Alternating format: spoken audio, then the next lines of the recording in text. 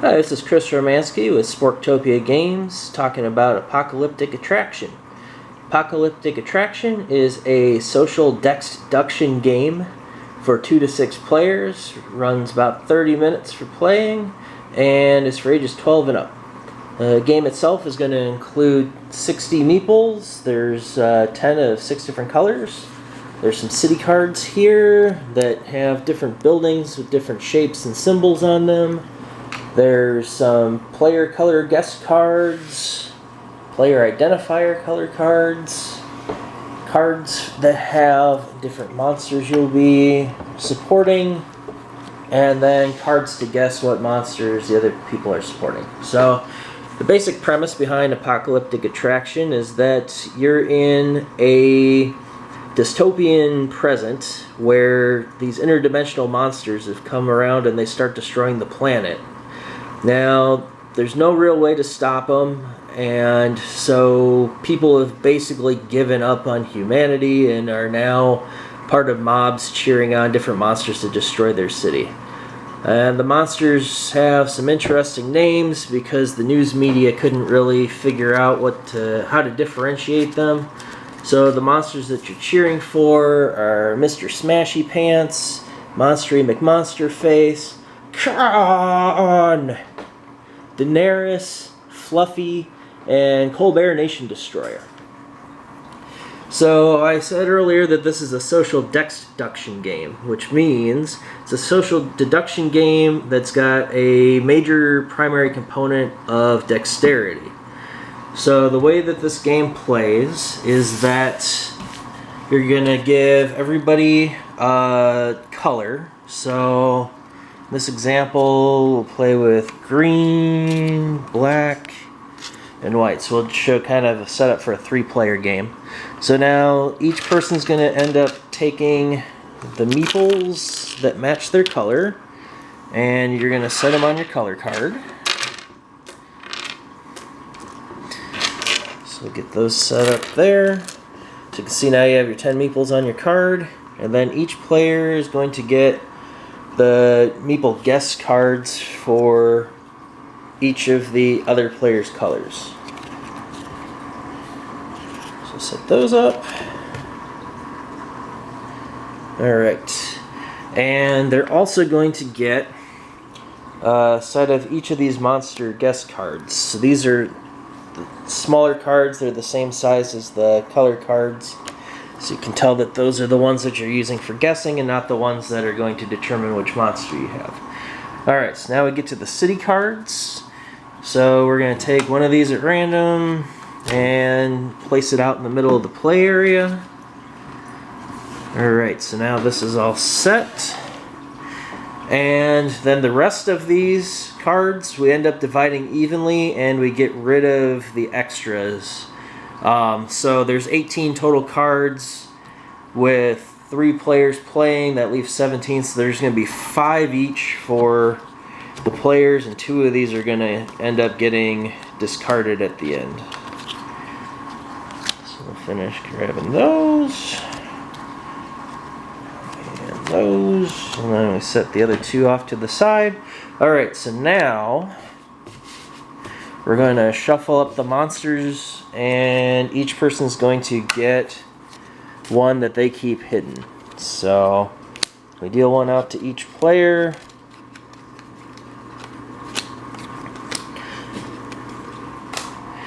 And that player gets to look at their card. Okay, so green player has Monstery McMonsterface.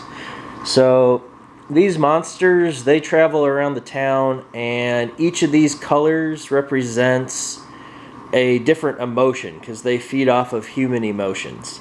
So this one right here, basically they get 3 points for every, well, okay, you're going to throw your meeples out onto the buildings, and you're going to get points based on how they match up to your monster. So your supporters that you're throwing out there for Monstery McMonsterface, if they land on the orange building there, which is anxiety, they get 3 points. If they land on the yellow buildings with the green circles in there, that's excited, they get 1 point. And if they land on the blue, you get the -1, those are happy buildings. And if they land on the green, which is anger, they lose 3 points. Now there's 6 different types of buildings, so there's 2 remaining ones that Monster McMonsterface doesn't score any for. Now, if you look at the back of this card, you can see exactly what everybody gets when they land on the buildings. So you can see that Monster McMonsterface is 2 up from the bottom, and these colors here match what's on the other side, and then you get the point values up here at the top. So this way, you can kind of keep track of what everybody is trying to throw for.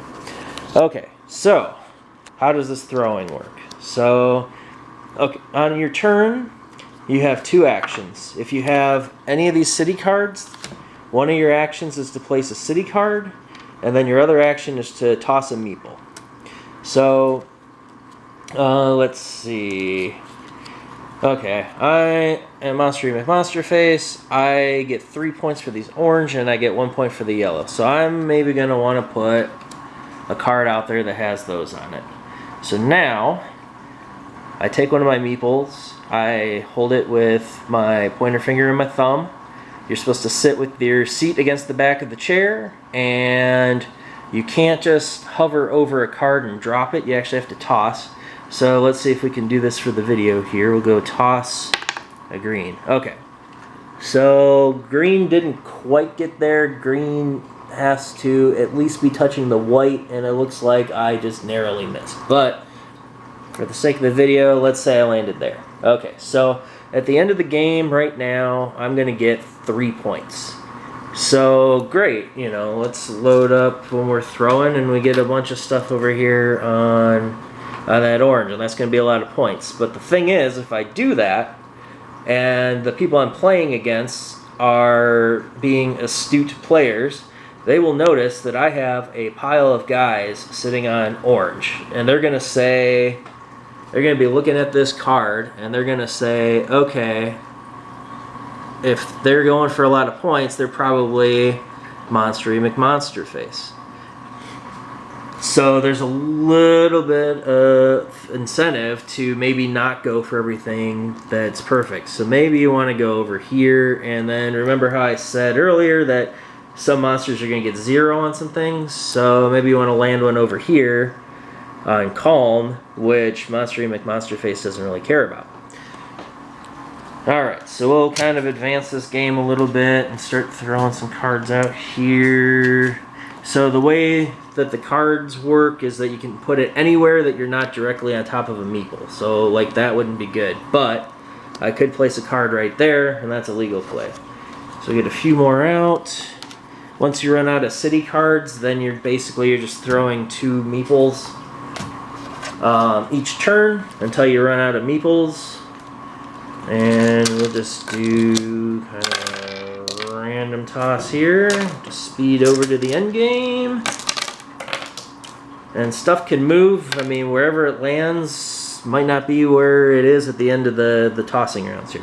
Okay, so this is roughly what a city is going to look like toward the end. So you can see there's meeples everywhere, and you're kind of looking around, seeing what everybody's on. These are going to be random and not very indicative of what's out there, but theoretically people are going for the stuff that they want to do. So you look and you say, okay, looks like white has a lot on yellow and blue, possibly green. So I'd look over here and I'd see, let's see, they're probably going to be one of these 2 up here because they're going to score a lot of points. Or sorry, this guy or this guy. So either Mr. Smashy Pants or Con. So I see that white's also got some on green. So I'm going to come over here and I'm going to find my Con card. And I'm going to place it face down on white. And then I look over here at black and I see black's got some green, black's got some pinks in here. So they're kind of like love and hate. And so there may be one of these 2 in here. And I see that they landed one on that blue. So I'm going to maybe guess that black is Daenerys. So we'll do that. And then they're going to guess who they think people are as well. It's a good idea to pull the monster that you are out. But everybody's going to guess. So once everybody guesses, Then you have the big reveal, and everybody shows their monster. So again, yep, a Monstery McMonster face. Turns out black was Colbert Nation Destroyer, and white was Daenerys. Okay, so then we all flip up, and we see what the guesses were. And alright, so white guesses black's Colbert Nation Destroyer and green's Fluffy. So black was Colbert Nation Destroyer. So for each correct guess, that player's going to get 5 points. So we take a look at black. Black gets Daenerys and Monstery McMonsterface. So they've got 10 points coming. White's got 5 points coming. And I guessed horribly, horribly wrong with green. So I get 0 points. So on top of that, if you remember from earlier, we get points based on what our monster's meeples landed on. So somehow through all of that shuffling, green ended up with 6 on the orange again. So that's going to be 18 points. But then we look over here, and green has 1 on blue. So that's going to knock a point out down to 17. 2 on this green, so you can see those were -3, so that brings them down to 11, and blue didn't do anything, so green ends up with 11 points. We bring black in on this now. Black had 3 points for the light blues, so they had a point there. Let's see. They didn't really have a ton of points scoring on here, and then they lost 3 over here. Oh, another 3 over there. So black ends up losing 3 points. So they're down at 7. And then Daenerys, you do the same thing for, and you calculate the points out. And whoever has the most points ends up winning. So those are the basic rules, where you end up with a single card of each monster and a single one in the shuffle. And it's a little bit easier because you can use process of elimination. There's also some advanced rules where you can have 2 copies of each monster in there, which means that you could potentially be the same as somebody else. So again, gameplay is 2 to 6, about 30 minutes to play, and it's a load of fun. Thanks for watching the video.